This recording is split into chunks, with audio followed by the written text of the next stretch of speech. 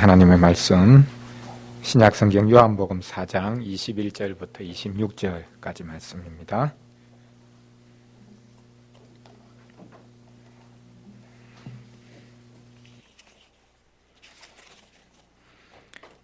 요한복음 4장 21절부터 26절까지 말씀.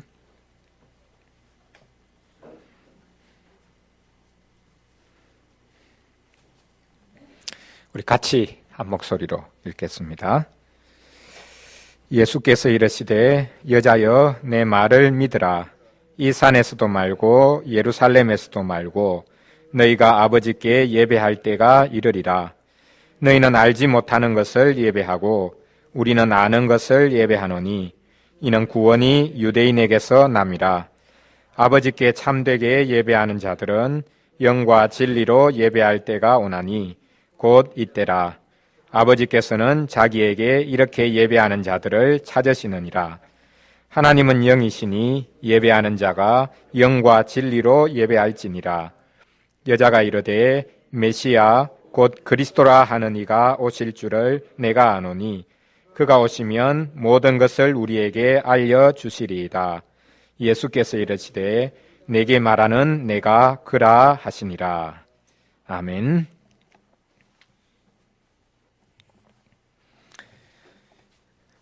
예배할 때가 이르렀다 라고 오늘 본문에서 예수님이 말씀하고 계시는 것을 볼 수 있습니다. 구약시대 때부터 하나님의 백성들이 계속해서 하나님을 예배해 왔습니다.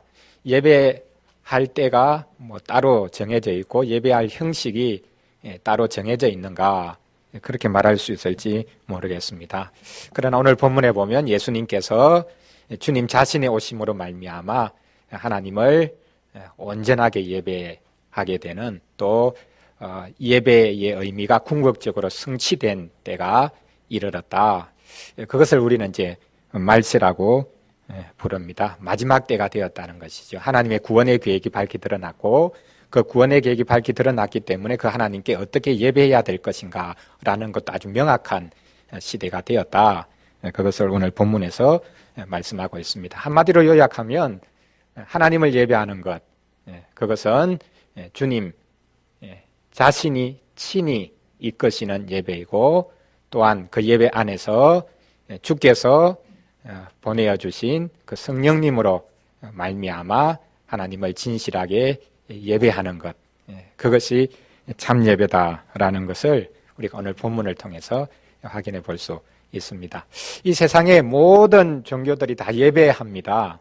신을 예배하지요. 그래서 우리의 예배가 독특한 것은 아니라고 할 수 있습니다. 너무나 일반적이고 또한 너무나 당연한 예배라고 할 수 있을지 모르겠습니다. 예수님 당시에도 지금 유대인들이 예배를 하고 있었고 또 유대인들이 살고 있는 유대 지역 위에서는 사마리아 지역이 있는데 그 사마리아 지역에서 자기들 나름대로의 예배 방식과 예배 전통을 세워서 예배하고 있습니다. 그 두 산으로 인해서 예배가 어떻게 보면 나뉘어져 있었지요. 통일된 이스라엘 왕국이 남북조로 나뉘어졌듯이 이제 지금 예수님 당시에도 유대인들이 예루살렘 중심으로 해서 드리는 예배하고 이 사마리아에서 소위 말한 이제 그리심산에서 드리는 사마리아인들의 예배가 나뉘어져 있었습니다. 서로 자신들의 예배가 옳다고 정통이라고 주장하고 있습니다. 예수님은 어디 편이었겠습니까? 예수님은 유대인이니까 물론 갈릴리 저 북쪽 갈릴리 지역에서 예수님이 태어나셨지만 다윗의 후손으로 정통 유대인이지요. 그래서 예수님은 어떻게 보면 유대인 편입니다. 예루살렘 편입니다. 성전 예배 편입니다. 그래서 예수님도 편견을 가지고 계셨다고 볼 수 있을지 모르겠지만 구원은 유대에서 난다. 유대인에게서 난다. 예루살렘에서 드리는 예배가 참 예배다.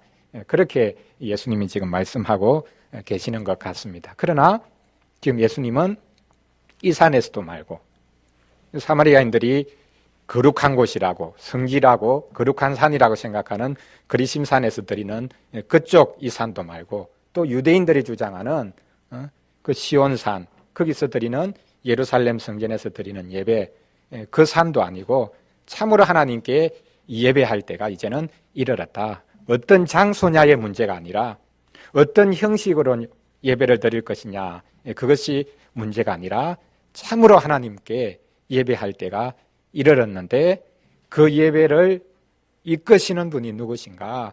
그 예배를 중보해 주실 분이 누구신가? 그리고 그 예배의 능력이 어디로부터 나오는 것인가? 그것을 바로 깨닫고 하나님 앞에 예배해야 된다. 유일하신 하나님을 예배하되 오직 이 땅에서 참 구원을, 지금 이 순간에는 물론 예수님이 구원의 여정을 걷고 계시죠. 아직 십자가가 이르지 않았습니다. 그러나 예수님이 분명히 말씀하고 계시듯이 메시아가 곧 나다. 메시아가 오면 참으로 예배하게 될 것이라고 믿습니다. 라는 이 사마리아 여인의 말에 내가 곧 그다 라고 말씀하시면서 유일하신 하나님을 예배하되 오직 구원자 예수 그리스도 그분을 힘입어서 예배하고 또한 성령께서 지속적으로 우리에게 계시해 주시고 또 우리를 인도해 주시는 그 은혜를 힘입어서 예배하는 것, 즉 삼위 하나님께만 영광을 돌리고 삼위 하나님의 인도만을 받고 삼위 하나님의 도움을 구하는 그것이 참 예배다라는 것을 오늘 본문에서 우리에게 말씀해 주고 있습니다. 그 23절에 보면 우리가 예전 번역에는 이렇게 이제 번역을 했죠. 아버지께 참되게 예배하는 자들은 신령과 진정으로 예배할 때가 오나니 곧 이때라. 신령 진정하면 이제 느껴지는 게 뭡니까? 아, 우리가 마음 준비를 잘 해야 되겠구나. 지극정성으로 하나님을 예배해야 되겠구나. 비나이다 비나이다. 우리 예전 어머니들이 정화수를 떠놓고 그렇게 지극정성으로 새벽에 일어나서 목욕 재개하고 그렇게 자식들을 위해서 가정을 위해서 지극정성으로 비는, 그러면 산신령이 감동을 해가지고 도와주는 그런 방식으로 우리가 이해하기 쉽습니다. 신령과 진정으로 우리가 정말 정성을 다해야 된다. 그러나 오늘 이렇게 새롭게 번역한 것에 보면 영과 진리로, 이제 헬라어에서 가운데 이제 이 붙어 있는 이제 and라는 것, 그것은 두 가지가 따로 떨어져 있는 게 아니라 두 가지를 이제 연결시키는 의미로 사용될 때가 많거든요. 쉽게 말하면 영과 진리로라는 것은 진리의 영으로 예배해야 된다. 주님 자신이 계시고 주님 자신을 잘 보여주시고 주님 자신을 우리에게 계시해 주시는 진리의 영, 성령님으로 말미암아 예배해야 된다. 그래서 우리의 정성이 아니라 우리의 마음을 모으는 것이 중요한 것이 아니라, 그것도 물론 필요하겠지만 더더욱 중요한 것은 예수 그리스도 그분을 밝히 증거해 주시는 진리의 영이신 성령님의 도움을 받아서 예수 그리스도를 밝히 아는 가운데 하나님을 예배해야 된다. 그것이 참 예배다. 그것을 말씀하고 있습니다. 그리고 24절에 보면 우리가 예배해야 될 분이 하나님이신데 하나님은 영이시다. 그렇기 때문에 하나님이 영이시기 때문에 예배하는 자는 진리의 영으로 하나님의 깊은 것까지도 알고 통달하시는 그 진리의 영의 인도를 받아서 예배해야 된다. 예배 인도자가 있지요. 예배 인도자가 있지만 실은 예배를 인도하는 것은 사람이 하는 것일지 모르겠지만, 그리고 모든 종교가 다 그렇게 예배 인도자를 가지고 있지만 오직 예수 그리스도의 이름으로, 그리고 더 나아가서 진리의 영으로 말미암아 예배하는 것, 그리고 예수님이 실은 예배 인도자요 또 성령께서 예배의 동력이 되시는 그 예배가 참 예배다. 그럴 때에 그 하나님은 영이시다. 그 하나님이 영이시다는 말의 의미는 무엇이겠습니까? 하나님은 눈에 보이지 않는다. 보이지 않는 하나님을 섬기기 위해서 뭐 진리의 영으로 예배해야 된다. 조금 어색할 수 있죠. 여기서 말하는 영은 하나님은 보이지 않는 분이다. 그런 의미가 아니라 여기서 하나님이 영이시다라고 할 때 영은 하나님은 살려주시는 분이다. 그런 의미입니다. 하나님은 진정 우리를 살게 하시는 분이고 구원을 베푸시는 분. 그래서 예수 그리스도를 보내주셨고 그 예수 그리스도가 어떤 분이신지 이제부터는 앞으로는 성령께서, 진리의 영께서 너희들을 가르쳐 주실 것인데 그 진리의 영으로 도움을 받아 살려주시는 하나님께서 보내주신 우리를 살게 하신 예수 그리스도, 그분을 붙잡고 우리를 지속적으로 살려주시고 영광을 받으시는 지금도 살아계신 그 하나님께 예배해야 된다. 여기 오늘 말씀해 보면 예배의 원리, 예배 안에 들어가야 될 내용이 무엇인가 라는 것을 예수님께서 아주 명확하게 가르쳐 주신 것을 볼 수 있습니다. 오늘은 이제 지난 주일에 이어서요, 이제 예배 안에 들어가야 될 요소, 우리가 하나님을 예배해야 되는데 또 어떻게 예배해야 되는가, 예배 대상이 누구신가, 예배의 본질이 뭔가 지난주에 말씀드렸는데 오늘은 좀 구체적으로 우리 아이들 웨스트민스터 신앙 고백서 제21장 종교적 예배와 안식일에서 우리 3항, 4항, 5항, 6항 예배 안에 들어가야 될 요소, 또 예배의 순서, 우리가 이제 구체적으로 하나님 예배할 때 형식이 필요하거든요. 어떤 형식 없는 내용은 없습니다. 어떤 식으로든 하나님을 예배할 때 형식을 실은 이제 갖출 수밖에 없지요. 그럼 어떤 형식, 어떤 내용, 어떤 순서, 어떤 요소를 가지고 하나님 앞에 예배할 것이냐? 그것이 결국 이제 내용을 이제 담는 것이고 내용을 이제 표현하는 것이죠. 여러분 이번에 그 프란시스코 교황이 방문을 해서 이제 여러 번의 미사를 드리는 것을 이제 전국에 생중계했는데 여러분 한번 보신 적이 있습니까? 이제 그 미사 이제 뭐 예배라고 볼 수 있는데 그것하고 우리가 드리는 예배가 차이가 있다. 어떤 차이가 있다? 여러분 혹시 생각해 보신 적 있습니까? 이제 제가 다음 주 이제 기독교회 글을 하나 이제 부탁받아서 쓰는데 우리 기독교인들에게 있어서는 이 천주교회가 드리는 미사가 별 이렇게 감정의 흥분, 쉽게 말하면 감흥을 이제 느끼지 못할 것 같습니다. 너무 형식적인 거 아닌가. 그런데 이제 제가 판단하기로는 아마 이게 이제 여러분들에게 물어봐야 될 건데 안 믿는 사람들에게는 그 예식이 너무 아름답다. 너무 절제가 있으면서도 그 안에 신비한 것이 있다라는 것을 느꼈을 것 같습니다. 그것을 이제 지금 돈도 안 주고 전국에 이제 생중계했는데요. 그것을 본 사람들이 우리 기독교회의 예배에 만약 참석했다면 우리 기독교의 예배를 어떻게 판단을 할 것인가?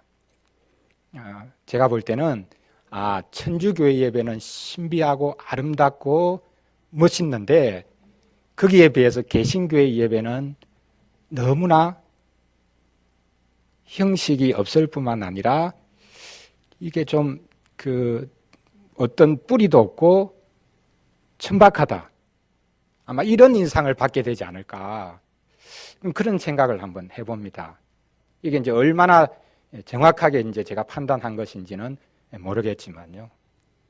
우리 예배가 삼위 하나님을 정말 바르게 예배하는 것인데 그 하나님께 예배 드리기 위해서 우리가 갖춰야 될 내용뿐만 아니라 형식, 순서, 요소들이 어떠해야 되는 것인가. 시작부터 해서 마칠 때까지 아름다운 흐름을 가지고 우리의 믿음을, 우리의 고백을 아름답게 담아서 어떻게 하나님 그분에게 합당한 영광, 우리가 받은 구원을 가장 아름다운 방식으로 그리고 가장 적절한 방식으로 표현해낼 수 있을 것인가. 그게 이제 우리에게 주어져 있는 이제 숙제 중에 하나일 것 같습니다. 제가 유럽에 있을 때 이제 유대교 회당 예배에 이제 참석을 해보기도 하고 그리고 이제 성당 이제 미사뿐만 아니라 이제 동방교회 이제 곱틱 교회였는데 곱틱 교회의 예배에도 이제 제가 휴가 이용해서 이제 참여해 보기도 하고 다양한 예배들을 이제 한번 뭐 구경은 아니고요. 이제 거기 가서 이제 참여해 본 적이 있는데 유대교 예배 그리고 로마 가톨릭 예배, 동방교회의 예배 그리고 우리 개신교의 예배, 개신교 예배 중에서도 교단마다 예배의 모습이 참 많이 다르거든요. 그 어떤 것이 정말 하나님께서 조금 더 기뻐하시고 그분이 원하시는 예배일까? 뭐 어떻게 예배 드리든지 무슨 상관 있냐? 다 각자의 전통이 있고 그런데 또 각자의 그런 이제 전통에 의해서 형성된 어떤 신앙의 양태뿐만 아니라 어떤 감정적인 그런 요소들도 조금씩 다른데 굳이 그것을 뭐 통일시킬 이유도 없고 어떤 것이 좋다, 어떤 것이 부족하다 그렇게 말해야 되는가? 뭐 이렇게 이제 반응을 할 수도 있겠지만 오늘 여기 웨스트민스터 신앙 고백서를 통해서 우리가 하나님 앞에 예배 드릴 때에 과연 그 예배 안에 담겨져야 될 것이 무엇인가? 어떤 요소를 어떤 순서로 이렇게 아름답게 배열을 해서 형식적인 거지만 가장 충실한 그런 예배로 하나님 앞에 드릴 수 있을 것인가? 그걸 우리가 한번 고민해보는 시간이 되면 좋겠습니다. 이제 그 아주 흥미로운 것이요. 여기 사망을 한번 보시면 예배 요소에 대한 이제 고백을 해 가면서 가장 먼저 언급하는 것이 있습니다. 뭡니까? 기도입니다. 기도. 이건 이제 우리가 오해하지 말아야 되는데요. 모든 종교마다 그 예배 안에 기도가 있습니다. 신에게 구하는 게 있지요. 인간적인 필요 때문에 종교를 만들고 또 그 종교에서 가장 쉽게 일반적으로 하는 것이 기도입니다. 도와달라는 거죠. 그 신의 도움을 간구하기 위해서 예배에 다양하게 신에게 이렇게 나아가는 그런 요소들을 가지고 있지만 궁극적으로 모든 종교들이 그 예배를 통해서 가장 분명하게 표현하는 것은 기도고 간구입니다. 이렇게 해달라, 도와달라. 근데 우리 기독교의 예배 안에서도 기도가 분명히 있습니다. 그 개혁교회에서 목사가 누군가라고 이제 정의를 내릴 때 목사는 설교하는 자다. 그렇게 하고 있는데 그 외에 이제 일부분이죠. 목사는 기도하는 자입니다. 그러니까 목사가 설교를 통해 하나님의 뜻을 전할 뿐만 아니라 목사는 예배 전체를 인도하는 자인데 그 예배 안에 기도가 있고 기도를 인도하는 자다. 그래서 목사가 이제 목회 기도를 합니다. 그 대륙의 개혁교회에서는 예배 안에 있는 기도의 가장 중요한 것은 이제 목사가 기도하는 겁니다. 그러니까 기도가 예배 안에 분명히 자리를 잡고 있는데 이 기도는 무엇인가? 일반 종교가 가지고 있는 기도들과 전혀 성격이 다른 것이다. 그것은 우리의 일방적인 간구와 하나님을 향한, 신을 향한 도움을 요청하는 것, 그것이기 전에 하나님께서 우리에게 베풀어 주신 그 은혜를 묵상하면서 또 하나님이 주신 그 말씀을 다시금 하나님께로 올려드리는 것이 이 기도이다. 이제 그런 의미에 있어서 기독교회의 예배, 특별히 그 안에 있는 기도는 어떻게 보면 가장 독특하다라고 볼 수 있죠. 제가 한번 이 사망을 읽어보겠습니다. 하나님께서는 감사와 더불어 종교적 예배의 특별한 순서인 기도를 모든 사람에게 요구하신다. 하나님께서 우리에게 기도를 요구하시는데 믿는 자뿐만 아니라 여기서는 모든 사람들에게 요구하신다. 그러니까 믿든지 믿지 않든지 하나님께서는 모든 만물들, 모든 인생들의 창조주로서 마땅히 하나님께 구하기를 바라고 계시고 또 구하는 것이 인생의 의무다라는 것입니다. 물론 믿지 않는데 어떻게 하나님께 구하냐? 자기 방식대로 구하죠. 자기 방식대로 종교를 만들어서 구하는데 하나님께서는 우리 믿는 자들뿐만 아니라 하나님 그분은 온 우주의 창조주시기 때문에 모든 만물을 통해서 찬양받기를 원하시고 하나님께 간구하는 것을 듣기를 원하시고 믿지 않는 모든 자들을 통해서도 하나님께서는 그분께 도움을 간구하는 것을 요구하고 계실 뿐만 아니라 그것이 우리 인생 신불신 간에 주어져 있는 의무다 라고 그렇게 언급하고 있습니다. 시편 65편 2절 관련 성경 구절이 되어 있는데요. 이제 이게 하나님의 백성들이 하나님 앞에 간구하는 기도인데 이 기도 내용을 보면요. 참 신기한 것이 기도를 들으시는 주여 모든 육체가 주께 나아오리이다. 자신들의 필요한 간구뿐만 아니라 모든 인생을 향한 간구가 여기 들어있는 것을 볼 수 있습니다. 우리의 기도를 하나님은 들으시는 분입니다. 그리고 난 다음에 바로 하는 이야기가 우리의 기도가 아니라 모든 육체가 주님께 나아가기를 원합니다. 이것이 이 기도의 가장 핵심적인 내용으로 여기 자리 잡고 있는 것을 볼 수 있습니다. 기도는 종교 보편적인 것이고 심지어 믿지 않는 이들조차도 뭔가 자기에게 도움을 줄 만한 어떤 세력에게 간구하고 비는 것이 있습니다. 그러나 우리의 기도는 전혀 다르죠. 자, 여기 이제 이렇게 고백합니다. 기도가 받아지려면 성자의 이름으로 그분의 성령의 도우심으로 그분의 뜻을 따라 총명과 공경과 겸손과 열심과 믿음과 사랑과 인내로서 하되 목소리를 사용한다면 알아들을 수 있는 언어로 드려야 한다. 자, 기도는 헛된 것에게 우리가 구해서는 안 되고 오직 우리의 기도를 받으셔야 되는 분은 하나님이시, 삼위 하나님이십니다. 여기 삼위 하나님이시다. 우리의 기도를 오직 올려드려야 될 분이 그분이다 라는 것을 여기 어떤 방식으로 표현합니까? 기도할 때에 성자의 이름으로 기도해야 된다. 다른 어떤 이름을 빌어서 어떤 힘을 빌어서 하는 것이 아니라 오직 성자의 언덕, 예수 그리스도께서 십자가와 부활로 우리에게 구원을 이루어 주신 그 언덕에 힘입어서만 우리는 하나님 앞에 기도할 수 있다. 어떤 경우에도 한 주간 내가 열심히 잘 살았으니까 하나님 이렇게 해 주셔야 됩니다. 나는 다른 사람보다 열심히 살았습니다. 그게 근거가 되어서 하나님 앞에 결코 구할 수 없다는 거죠. 오직 우리가 구하는 것은 성자의 이름으로 구해야 된다. 그리고 두 번째는 성령님의 도우심으로. 로마서 8장 26절 우리가 잘 아는 말씀 아닙니까?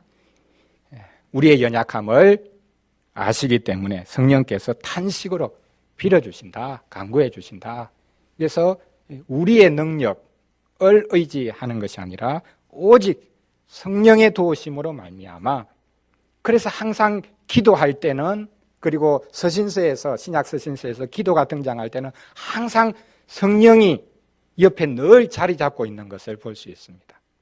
성령 안에서 기도하라. 무시로 기도하다라는 것은 그냥 하루 종일 기도가 끊이지 않도록 어떤 방법을 개발해라 그런 것이 아니라 항상 우리와 함께 하고 계시는 성령의 도움을 의지하면서 기도하라라는 것이죠. 시간의 문제가 아닌 것입니다. 어떤 방식으로 우리가 하나님 앞에 기도할 것이냐? 오직 예수 그리스도의 이름으로 그리고 성령의 도우심을 힘입어서 기도해야 된다. 그리고 마지막으로는 그분의 뜻을 따라, 성부의 뜻을 따라, 성부께서 이미 주신 말씀이 있지요. 말씀을 붙잡고 기도해야 된다. 그래서 항상 기도는 말씀과 같이 갑니다. 말씀과 기도로 거룩해진다. 그 말씀 우리가 잘 알고 있지 않습니까? 그래서 성자의 이름으로 성령의 도우심을 힘입어서 성부의 뜻을 분명하게 깨닫고 헤아려서 기도해야 된다. 그 다음에 나오는 것이 어떻게 보면 우리의 망가짐이라고 볼 수 있을지 모르겠습니다. 총명. 그러니까 그냥 뜻없이 그냥 앵무새처럼 반복하지 말라는 것이죠. 분명히 이해하고 하나님의 뜻을 알고 하나님의 뜻을 물으면서 이방인과 같이 중언부언하지 말라 예수님이 말씀하셨습니다. 그리고 공경. 하나님 그분을 지극히 공경하는 마음으로 기도해야 된다. 이제 하나님 기도를 통해서 내가 이제 하나님하고 한번 협상을 해보자. 그런 입장이 아니라 기도는 내가 간절히 구해가지고 하나님을 이렇게 어떻게 하나님의 뜻이라도 심지어 바꿀 수 있도록 내가 한번 기도를 해보자. 이런 방식이 아니라 하나님 그분 앞에 지극히 예배 드리는 마음으로. 그래서 기도가 하나의 예배죠. 그렇게 공경하는 마음으로 그리고 겸손히, 그러나 열심을 내어서 오직 믿는 마음으로, 그리고 두려워하는 마음이 아니라 우리에게 구하면 주겠다 약속하셨기 때문에 사랑하는 마음으로. 자식이 떡을 달라고 하면 돌을 줄 부모가 어디 있겠냐. 하물며 하늘에 계신 너희 아버지께서 구하는 자에게 너희들이 구하면 원하는 거 주시지 않겠는가. 그러므로 하나님 그분은 우리에게 독생자뿐만 아니라 모든 은사를 주기를 원하신다라는 것을 알고 사랑하는 마음으로, 그리고 끝까지 인내하며. 언제까지 기도할 거냐? 잘 모르죠. 어떤 한 가지 요소에 대해서 언제까지 기도해야 되냐? 우리는 잘 모릅니다. 인내하면서 평생 기도해야 될 것도 있죠. 그래서 인내하면서 구해야 된다. 이제 구하되, 여기 마지막 부분은 왜 이것이 들어가 있는지 이상하다고 생각하실지 모르겠습니다. 목소리를 사용한다면 알아들을 수 있는 언어로 드려야 한다. 왜 이런 말을 하겠습니까? 중세 로마 교회가 예배 때 기도할 때에 그 예배의 모든 순서 전체가 이제 라틴어로 그렇게 사제가 인도를 했으니까 뭘 구하는지를 모릅니다. 앞에서 예배 인도하는 자가 라틴어로 열심히 하나님께 찬양도 하고 기도도 하는데 일반 대중들은 앉아서 저게 도대체 무슨 말인가 모르는 겁니다. 하나님 앞에 기도할 때, 특별히 예배에서 기도할 때는 모두가, 모든 회중이 알아들을 수 있는 언어로 구해야 된다. 특히 공적으로 구하는 자는. 그래서 우리가 공적으로 예배 인도하는 분들은 교인들의 회중의 모든 필요나 회중의 요구뿐만 아니라 하나님께 드려야 될 내용들을 같이 아울러서 대표해서 드리는 것이기 때문에 나의 필요가 아니라 교회의 필요, 하나님께서 구하라고 한 그것을 적절하게, 지혜롭게 성령의 도움을 구해서 준비해서 그렇게 하나님 앞에 구해야 하는 것이죠. 그래서 우리의 기도, 여기서 이제 방언 이야기를 굳이 할 필요는 없겠지만, 방언으로 기도하면 내가 모르는 것까지도 구할 수 있으니까 좋다. 그러나 우리가 잘 알고 있는 고린도전서 말씀에 보면 공적으로 예배에 모였을 때는 방언으로 기도하면 안 된다. 분명히 말씀했죠.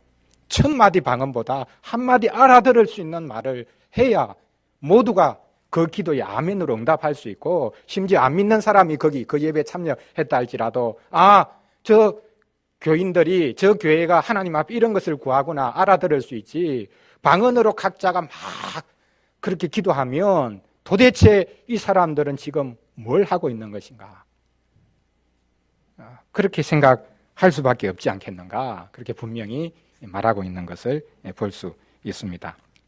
자, 그러면 이제 사항에서 기도할 때 무엇을 구하여야 될 것인가, 그것을 언급하고 있는데요. 한마디로 표현하면 그렇습니다. 하나님 앞에 예수 그리스도의 이름으로 성령의 도움을 힘입어서 뭐든지 구할 수 있다.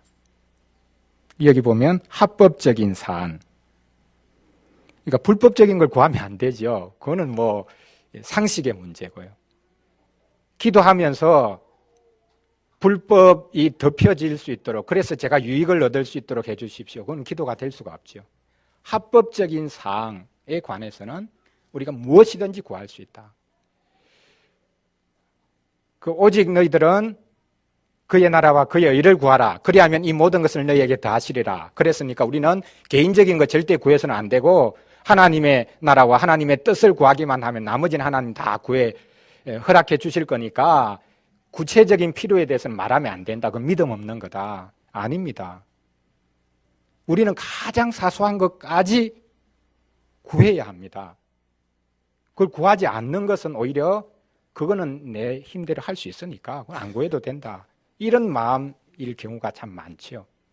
그래서 오히려 가장 구체적이고 가장 사소한 것까지 구하는 것이 참 믿음일 수 있는 겁니다.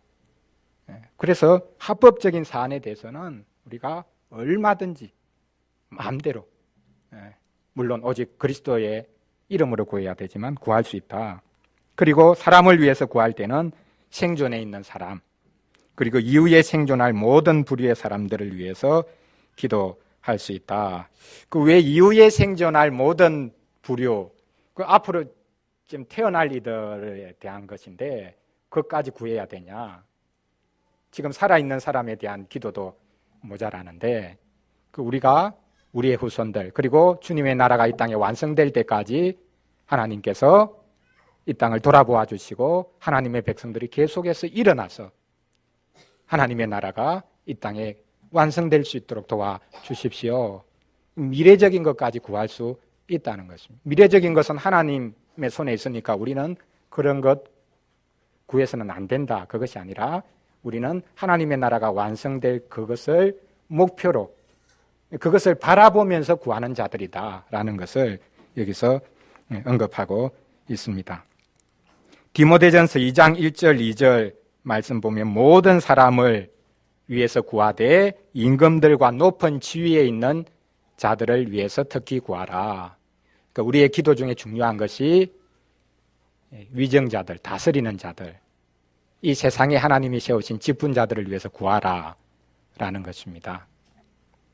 대통령을 위해서 기도할 수 있습니다. 무엇을 위해서 기도해야 될까? 막연할 수 있죠. 다스리는 자들, 그들의 바른 다스림 속에서 교회가 든든히 서고 우리가 신앙생활의 자유를 누릴 수 있습니다. 그래서 우리가 이것을 그렇게 이제 절박하게 느끼지는 못하지만 참 핍박 가운데 있는 나라들, 예수님을 믿기 위해서 자신의 목숨을 내어놓아야 될 뿐만 아니라 공적으로 예배드리지 못하는 그런 우리 형제들이 참 많이 있는데 그런 의미에서는 우리가 얼마나 큰 특권을 누리고 있는가. 그래서 임금들과 높은 지위에 있는 이들을 위해서 구하라. 그것을 여기서 분명히 언급하고 있습니다. 그러나 구해서는 안 되는 게 있습니다. 여기 사람에 대해서는 죽은 자들을 위해서는 구할 수가 없다. 그 로마 교회는 이제 연옥 사상이 있기 때문에 연옥에 가 있는 이들을 위해서 살아있는 이들이 기도를 해줘야 됩니다. 그들을 위해서 헌금을 하고 보석을 하고 면벌부를 사주고 그렇게 해야 그들이 빨리 이 연옥을 탈출해서 천국에 갈 수 있는 겁니다. 그러니까 연옥 사상 때문에 죽은 자들을 위해서 빌어줘야 되는 것이죠. 자연스럽게 제사를 지내고 죽은 자, 장례식에서 죽은 자를 위해서 빌어주는 것, 이 로마 가톨릭에서는 당연한 전통이 되어 있습니다. 그 우리 민족에게 있어서는 오히려 훨씬 이제 그렇게 이야기하는 것이 유리한 측면이 있겠죠. 그러나 우리 믿음의 선배들은, 종교개혁자들은 또 장로교의 선배들인 청교도들은 분명하게 선언을 합니다. 죽은 자들을 위해서는 기도할 수 없다. 살아있을 동안에 열심히 위해서 기도할 수 있지만 죽은 자들을 위해서는 어떤 경우에도 우리가 기도할 수가 없다. 그렇게 이제 분명하게 선언하고 있습니다. 그리고 살아있지만 사망에 이르는 죄를 범한 것으로 알려진 자들을 위하여서는 할 수 없다. 그 사망에 이르는 죄를 범한 자가 누군가? 이것은 참 복잡한 문제입니다. 하나님을 그리고 오늘 성령을 모독하는 부분에 관한 설교도 했지만 의도적으로 복음을 또 그리스도를 교회를 대적하는 자들, 그들을 위해서는 기도할 수 없다. 왜 그들은 또 회개할 기회가 없다는 말인가? 이것은 이제 복잡한 문제니까요. 우리가 어쨌든 누구든지 위해서 기도할 수 있고 우리가 기도하면 그대로 될 수 있다. 죽은 자들을 위해서도 기도할 수 있고 어떤 자들을 위해서 기도해도 그 기도가 우리의 정성을 싣기만 하면 하나님은 그 기도대로 다 들어주신다. 이런 착각에 우리가 빠져서는 안 된다. 그것을 여기서 우리가 알 수 있습니다. 그 다음 이제 5항으로 한번 가보면요. 그 기도를 어떻게 보면 가장 먼저 언급한 것이 조금 어색하다고 생각할 수 있지만요. 여기 5항에는 이제 예배의 기타 순서들을 언급하고 있죠. 우리에게는 지극히 당연한 것입니다. 그러나 아까 제가 언급했던 유대교 해당 예배, 로마 가톨릭 예배, 그리고 동방정교회 예배, 그리고 또 뭐 조금 더 이제 확장을 하자면 이단들, 타 종교들 생각을 해보면 우리가 드리는 이 예배의 요소 순서들이 그렇게 보편적인 게 아니라 우리가 바르게 하나님을 예배하기 위해서 우리가 견지하고 있는, 그리고 앞으로도 계속 해야 되는 부분이다라는 것을 알 수 있습니다. 한번 이제 보시죠. 통상적으로 하나님을 예배하는 다른 순서로는 경외함으로 행하는 성경봉독, 건전한 설교, 하나님을 순종함으로 총명과 믿음과 공경으로 말씀을 신실하게 경청함. 이 세 가지가 하나로 연결되어 있죠. 예배의 가장 핵심적인 요소는 말씀 선포다. 성경을 봉독하고 그것으로 끝내는 것이 아니라 그것을 우리 시대에, 우리 성도들의 삶 속에 건전하게, 정확하게 그 말씀의 뜻을 밝히고 적용을 해주고, 우리는 그것을 하나님의 말씀으로 받는 것. 그래서 설교하는 것보다 설교 듣는 것이 예배에 있어서 어떻게 보면 더 중요한 요소일 수 있는, 그래야만 비로소 하나님의 말씀이 되기 때문에 여기 하나님을 순종함으로, 설교를 잘 듣는 것이 하나님께 순종하는 것이다. 총명과 믿음과 공경, 기도할 때 하나님 앞에 우리가 가져야 되는 마음의 태도와 동일하게 말씀을 들을 때 동일한 총명, 믿음, 공경으로 그 말씀을 받아야만 이것이 하나님의 말씀이 된다 언급을 합니다. 그 다음에 여러 가지 요소가 있죠. 마음의 감사가 담긴 시편 부르기. 구약시대 때부터 실은 중세시대, 그리고 더 나아가 종교개혁 시기까지 예배 때는 항상 시편 부르기가 있었습니다. 어느 순간에 이제 부흥, 소위 말하는 이제 미국의 대각성 부흥 운동 이런 것들이 일어나고 나면서 예배 때 이제 시편 부르기는 없어지고 소위 말하는 이제 복음성가가 대부분을 이제 이루게 되었지요. 이것은 뭐 두 가지 중에 어느 하나를 선택해야 된다라는 문제가 아니라 예배 때 시편 부르는 찬송 중에 시편으로 찬송을 부르는 것, 그것이 아름다운 것이다. 그렇게 말씀을 하고, 그 다음 성례. 우리는 성례가 세례와 성찬 두 가지 분임을 믿습니다. 그리고 이제 종교적 맹세, 서원 언급이 되어 있는데, 이것은 이제 신앙고백서에서 따로 한 장을 할애해서 예배 때 우리가 하나님께 맹세하는 것, 서원하는 것, 이것이 예배의 한 요소다. 그러니까 우리의 헌신,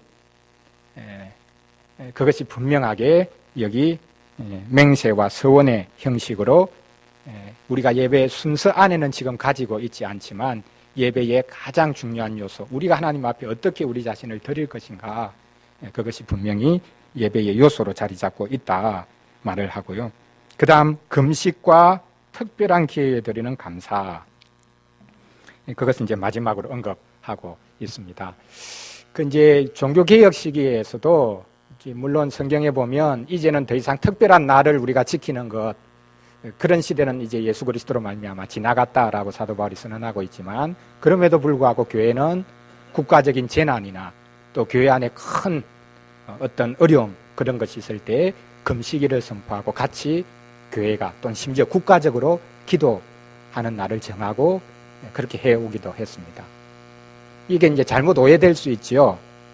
예를 들면 미국에서 9.11 테러가 났을 때 부시 대통령이 전 국민들에게 우리가 금식하며 기도하자, 특별한 기도의 날을 요청을 했습니다.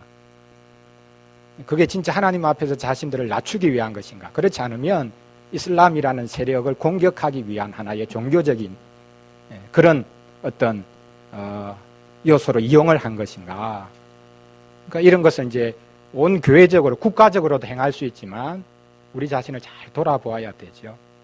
정말 우리가 우리 자신을 낮춰야 되겠다, 회개가 필요하다라는 것을 특별한 날을 정해서 그렇게 하나님 앞에 드릴 수 있다. 마지막 6항은 그 공적인 예배뿐만 아니라 우리는 사적으로도, 가정에서 그리고 개인적으로 엄밀하게 늘 하나님께 기도하고 하나님께 구하고, 또 그것을 만약 예배로 표현해야 된다면 예배해야 되는 자들이다. 더더욱 공적으로 하나님 앞에 집회라고 표현했는데 예배를 드릴 때는 소홀함이 없어야 된다. 우리가 정성을 다해서 뿐만 아니라 바르게 공예배를 드리는 것, 이것이 하나님이 우리에게 주신 은혜의 방편이다. 마지막으로 설명하고 있습니다. 이것은 우리 같이 읽고 우리 마치도록 하겠습니다. 우리 6항 사적 예배와 공적 예배 같이 읽겠습니다. 현 복음 시대의 기도나 종교적 예배의 어떤 순서도 행하는 장소나 향하는 곳에 매여 있지 않으며 더 잘 받아들여지는 것도 아니다. 그러나 매일 가정에서나 은밀하게 홀로 그리고 어디서나 영과 진리로 하나님을 예배할 수 있다. 또한 하나님께서 말씀이나 섭리로 요청하실 때 공적 집회에서 더 엄숙하게 예배할 수 있으니 이런 집회를 부주의나 임의로 소홀히 하거나 저버리지 말아야 한다. 공적으로 예배하는 일, 그리고 사적으로 늘 하나님께 도움을 구하는 것도 우리의 가정, 언약의 가정이 자녀들과 더불어 같이 하나님을 예배하고 하나님께 간구하는 것, 이것이 우리의 태도가 되어야 된다. 그렇게 말씀하고 있습니다. 우리가 늘 주일날마다 예배하고 또 우리가 사적으로 또 경건의 시간들도 가지고 또 가정에서 자녀들과 더불어 또 기도하고 하는 이런 시간을 가지는데 우리를 하나님을 예배하는 자리로 불러주셨다. 그리고 교회의 예배가 특별히 공적인 예배는 처음에 말씀드렸듯이 온 세상에 드러나는 실은 얼굴입니다. 안 믿는 사람들이 우리의 예배를 통해서 늘 무슨 감동을 느끼고 그렇게 해야 될 필요는 없지요. 저 사람들은 정말 하나님을 지극히 높이고 공경하구나. 인생의 어떤 세력, 도움을 주는 자로 그렇게 이용하려고 하는 것이 아니라 그분 앞에 극진히 도움을 구하고 그분이 온 우주 만물 위에 계신 분이라고 인정하구나. 물론 그걸 안 믿는 사람들이 예배를 한번 보는 것을 어떻게 느낄 수 있겠습니까? 그러나 사람이 영적인 동물이기 때문에 그 예배가 지금 저 예배가 도대체 뭘 목적으로 하는가, 우리보다도 어떻게 보면 더 쉽게 느낄 수 있거든요. 믿는 사람들이 예배를 통해서 하나님께 뭘 좀 얻어내려고 한다, 이런 인상을 받지 않겠습니까? 저거는 공경과 예배가 아니라 자기들 유익을 위해서 저렇게 한다. 안 믿는 사람이 훨씬 더 쉽게 느낄 수 있거든요. 그래서 오늘 우리가 하나님 앞에 예배할 때 그 내용이 무엇으로 채워져야 그것이 참 예배가 될 수 있는가. 이제는 우리가 예배 안에 어떤 요소가, 그리고 어떤 순서, 그리고 어떻게 분명한 흐름을 가지고 우리의 고백을, 또 우리에게 하나님이 찾아오시는 것을 아름답게 표현할 것인가, 그걸 이제 고민해야 될 때인데요. 우리 같이 한번 기도하고 마치도록 하겠습니다. 우리 기독교회의 예배는 가장 어떤 종교의 예배와도 하나도 다르지 않은 그런 이제 보편적인 요소를 분명히 가지고 있습니다. 그럼에도 불구하고 우리 기독교의 예배는 가장 독특한 예배일 수밖에 없고 구원받은 자들의 감사일 수밖에 없습니다. 그래서 늘 반복하는 이야기지만 우리의 예배를 받으시는 분은 오직 삼위 하나님이시다. 그래서 오직 예수 그리스도 이름으로 구하고 성령의 능력을 힘입어서 하나님 앞에 나아가고 오직 하나님 그분의 뜻을 헤아려서 하나님께 기도할 뿐만 아니라 우리의 예배를 드려서 예배 드려도 아무런 변화가 없다. 그럴 수 있죠. 그러나 예배는 분명히 우리에게 이미 구원받은 자에 대한 우리 자신의 분명한 자리를 우리에게 보여주고 있습니다. 우리는 다른 것 아닌 예배하는 그런 하나님의 백성일 수밖에 없습니다.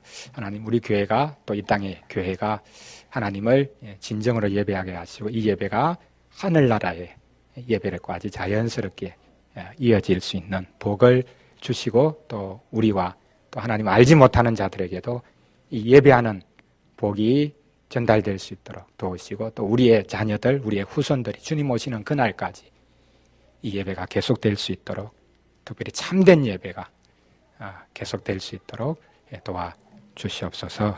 같이 기도하겠습니다.